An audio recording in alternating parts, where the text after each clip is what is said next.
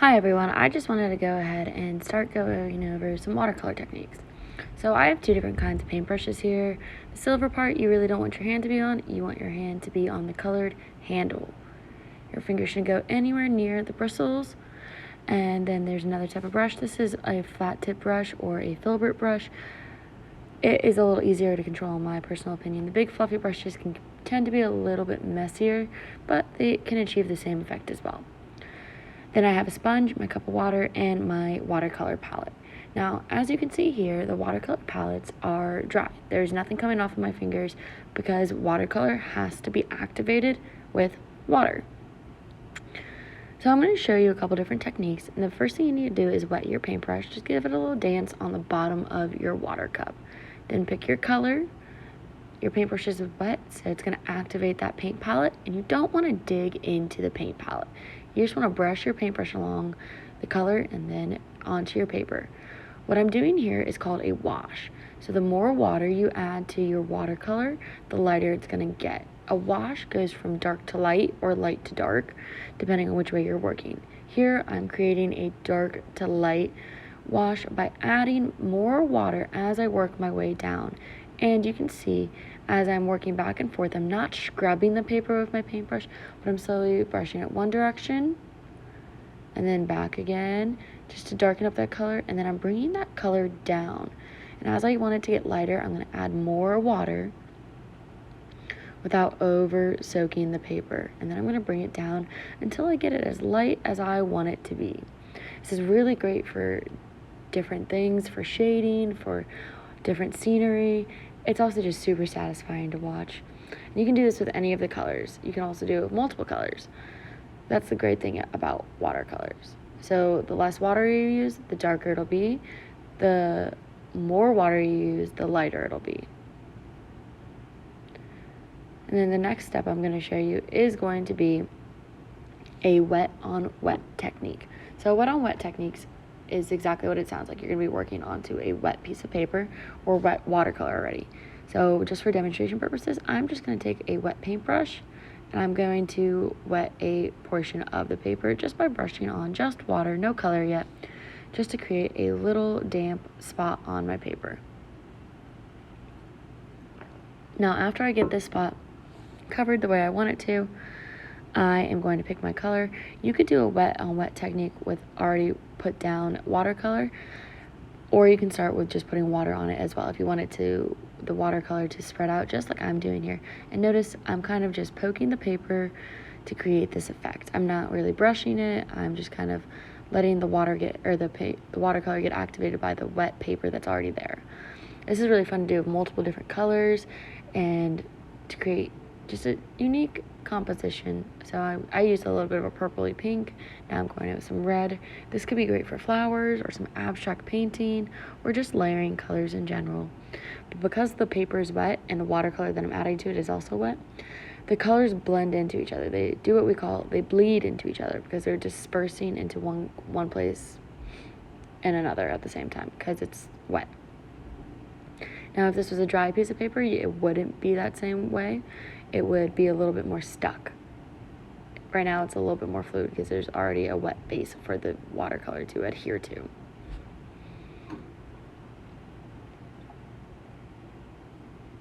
Now thinking about watercolor, you have to also remember that certain colors don't mix. Or they do mix, but they don't mix the color that you might want. So you want to really work with like colors when you're blending them together like this. Otherwise, you might get a color that's not so pretty, or it might get a little bit muddy. So you don't want to overdo it. You want to build it up in layers. So take your time, work section by section, and you can always come back to something when it's dry too.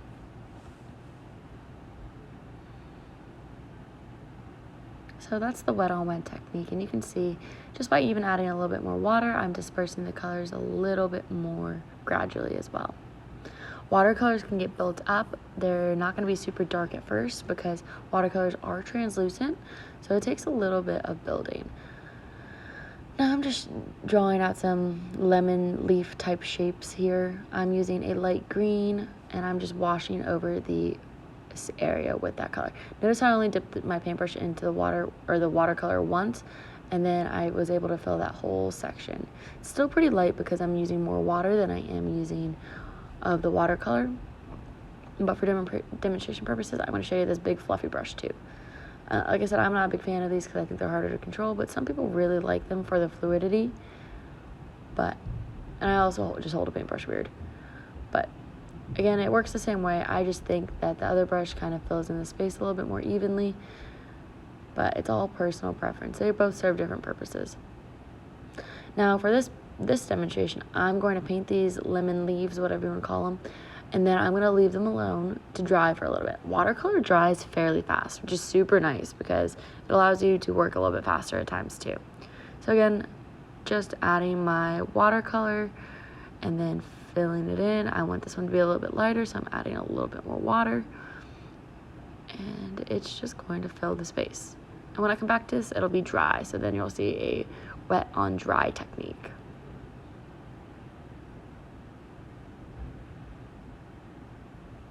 Okay. So the next one I'm going to do is just going to be the mix of a wash between two different colors. So just what I did in the first demonstration, I'm going to bring my color down, brushing back and forth, not scrubbing the paper. It gets a little bit lighter. It stays a little bit more consistent because I'm using about the same amount of water the entire time. And now I'm going to add another color after I add my blue and make it a little bit darker. Watercolor allows for a lot of movement and texture to be built up too. So clean my brush, and now I'm going to switch to another color. Remember to always change your brush, or to wash your brush before you change colors.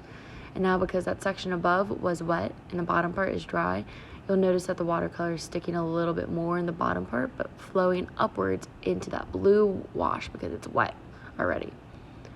This is how you can blend colors together as well.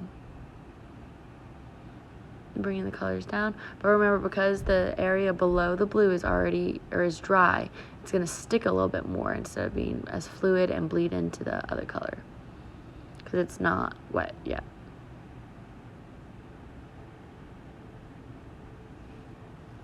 Again, remember, if you're blending colors, you want to use colors that relate to each other. So I'm using blue and a indigo or a purpley color, and then I'm blending those in together. But if I were to do this with like a purple and a green, it might give me more of a brown muted color because those cancel each other out. They create a neutral. And then lastly, last demonstration before I go back, I guess I go back to the leaf in this one, my bad. But now that that leaf is dry, I'm going in and I'm just layering more colors on it. So once something is dry, you can take another color and layer it on top, with it being a little bit more controlled because it's not going to bleed into the other colors like we've seen previously. It's just going to fill the space in like its own little section without dispersing because of the liquid. Because the paper is going to absorb it more than the water is at this point because that section of those leaves is dry. And you can do this as many times as you want. I go in with a little bit of green as well, a darker green.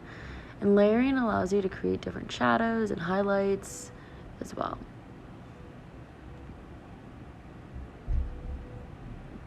To do this, the areas do need to dry first, and then you can work back into them.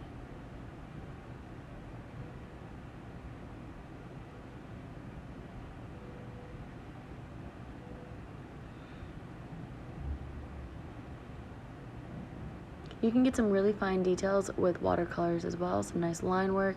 It's always a good idea to have multiple brushes as well. I like multiple brushes because I like to achieve multiple different things, and sometimes some brushes work better than others. You can use thinner brushes, thicker brushes, fluffier brushes, or stiffer brushes. Like I said, I personally prefer a more stiff brush just because I think I can control it more, but that is personal preference, and it's all about what you think you're going to achieve and what your goals are with it. So you can see the yellows, the greens, and the blues all appearing within those leaves.